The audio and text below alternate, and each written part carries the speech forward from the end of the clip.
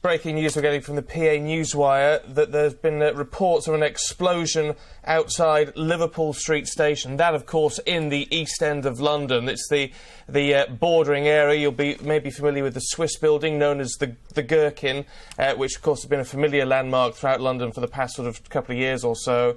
That's very close to Liverpool Street Station. They're getting this reports of an explosion from the British Transport Police. Yeah, no more information at the moment. No details of whether the police had been informed of a warning. Of course, it comes just after the rush hour ended, 9 o'clock. Most people at work probably by now, but emergency services, so assuming the fire brigade, ambulance service as well, and indeed British Transport Police are going to London's Liverpool Street Station after reports there of an explosion. It is one of the busiest links at this time of day within London. All the people coming out of from Essex and that sort of area, all commuting into London, all arriving at Liverpool Street Station.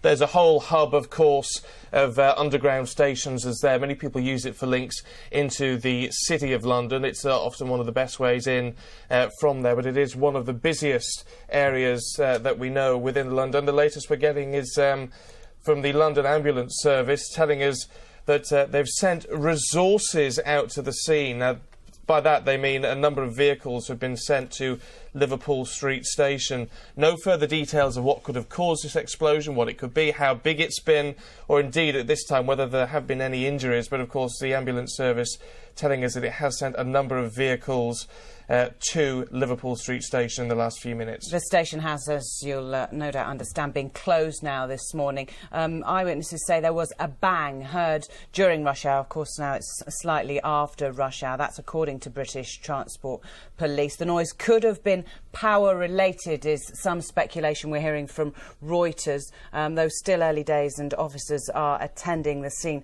But clearly a bang was heard in the last hour or so at Liverpool Street Station down in central London. But it could be power-related, so not necessarily an explosion there in London's financial district. One would expect. It was a day long feared in the capital. At Aldgate East, where the injured were treated on the pavement outside the station. Please, if you're not being treated by any paramedic, please... At King's Cross, where hundreds were moved to safety, having escaped the horrors below ground. And at Russell Square, what was left of the number 30 bus. Across the very heart of London, there was shock, confusion, and an almost palpable sense of fear among those caught up in the moment. The unthinkable had become reality. Below ground, in the pale emergency light, hundreds made their way through the tube carriages, a sense of claustrophobia all too apparent. Passengers battling smoke and soot. Scenes like these repeated in dozens of carriages in the 3 tube trains stuck deep in the tunnel system. Those that had escaped made their way onto the streets on the surface, traumatised. Because all the windows came in and smashed and people are covered, and my window didn't break and I got a seat. I think the worst is people standing. So I have no idea. It was just black and we just got out, so we have no idea. What did you hear after the explosion? People just screaming. You saw the carriage and it was literally the roof and the side was all over the place, and there were people like in underwear, like with their bodies covered with blood, and it was awful. Yeah, and there's people just screaming and just asking for help, and the underground staff trying to get the people that were safe just to walk out, and they weren't actually going into those carriages. The carriages were filled with this like dusty smoke. With the entire tube system shut down and buses struggling to cope, with crowds fleeing the area, London's road network was targeted. One of the capital's signature red double-decker buses was hit. The force of the explosion ripping the roof from the vehicle. Casualties were expected to be heavy. This was the scene captured by a passerby less than a minute after the explosion. The force of the blast blew passengers from their seats aboard the bus and left injured strewn across the road. Just walking down through to central London, didn't even notice the bus. I just went across the road and then, just blown off my feet and stuff. In a capital where people had woken up full of pride following yesterday's Olympic bid success, the horror of the attack was perhaps even more deeply felt. A coordinated series of bomb attacks above and below ground, targeting London's transport system with predictably appalling consequences. London's emergency services have had years to prepare for this disaster, and the biggest casualty evacuation ever seen on the streets of the capital quickly got underway. Police warning there could be further attacks. We don't know if this is over yet. We've got to remain vigilant. The public have got to help the police and report anything that they see as suspicious to make sure we can deal with everything straight away. But we've got every resource out there at the moment, and we're doing our very best to keep London safe. At Gleneagles, the G8 leaders stood shoulder to shoulder with Tony Blair. Later, back in London, the Prime Minister addressed the nation, promising to bring those responsible to justice. There will, of course, now be the most intense police and security service action to make sure that we bring those responsible to justice. I would also pay tribute to the stoicism and resilience of the people of London who have responded in a way typical of them. By late afternoon, the emergency services confirmed that all those trapped below ground had been brought up to safety. A senior police officer admitted recently it's not a question of if terrorists will hit the capital, only when. Tragically, that prophecy was realised on the streets of the capital this morning.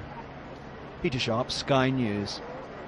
Hours after the panic and confusion in this tunnel, complete silence as a police scenes of crime evidence gatherer makes his way towards Circle Line locomotive 204. The train, which had been travelling between Aldgate and Liverpool Street stations in East London, is now empty of its passengers. But the horror they faced earlier that day is obvious. 7 people died here. Scores of others were injured in the powerful explosion which ripped through the second carriage from the front. Across London, another Scenes of Crime team records the aftermath of the terrorist attack at Edgware Road. 6 died here. Some the inquest heard had lain for a time mortally wounded amongst the twisted wreckage and scattered belongings. But they died before medical help could reach them. Such was the chaotic nature of the unfolding disaster, exacerbated by the difficulties of communicating and operating in the underground tunnels. Here at Russell Square, the platforms are empty. The whole network was shut down in the aftermath of the attacks. The bombing of this train accounted for the biggest single loss of life. 26 died at Russell Square. 6 were thrown from the train by the power of the blast. The inquest heard how this Piccadilly line service had been packed at the time of the explosion. The train had been carrying up to 1,500 passengers who had to clamber through the deep tunnels for almost half a mile to reach safety. While the Russell Square victims were trying to reach the surface, above ground, another horror was unfolding. This number 30 bus blown apart by the 4th suicide bomber. These images were understandably difficult for the families to watch, and they know they've many months of distressing evidence ahead before the inquest finally rules on the events of July the 7th, 2005. It was at 8:50 a.m. on the 7th of July 2005 that suicide bombers set off 3 simultaneous explosions on underground trains near Aldgate, Edgware Road and Russell Square. At Aldgate, the attack happened on a Circle Line train travelling between Liverpool Street and Aldgate, killing 7 people, injuring 171. Another explosion on a Circle Line train leaving Edgware Road killed 6 people and injured 163.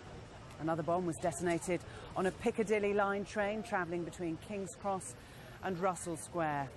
26 people were killed there, 340 were injured. Well, as the tube network was shut down in response to that, people turned to buses to continue their journeys that morning. But at 9:47 a.m., nearly an hour after that first explosion, another bomb went off on the top deck of a number 30 bus at Tavistock Square. That killed another 13 people and injured 110.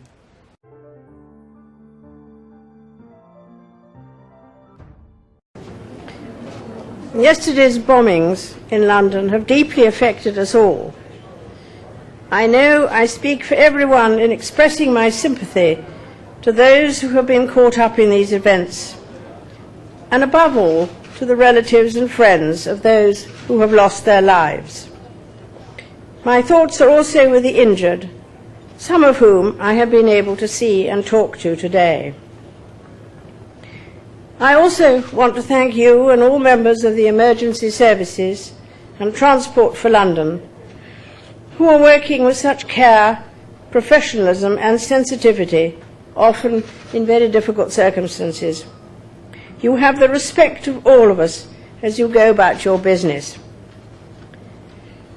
Finally, I want to express my admiration for the people of our capital city, who, in the aftermath of yesterday's bombings, are calmly determined to resume their normal lives. That is the answer to this outrage. Sadly, we in Britain have been all too familiar with acts of terror, and members of my generation, especially at this end of London, know that we have been here before. But those who perpetrate these brutal acts against innocent people should know that they will not change our way of life. Atrocities such as these simply reinforce our sense of community, our humanity, and our trust in the rule of law. That is the clear message from us all.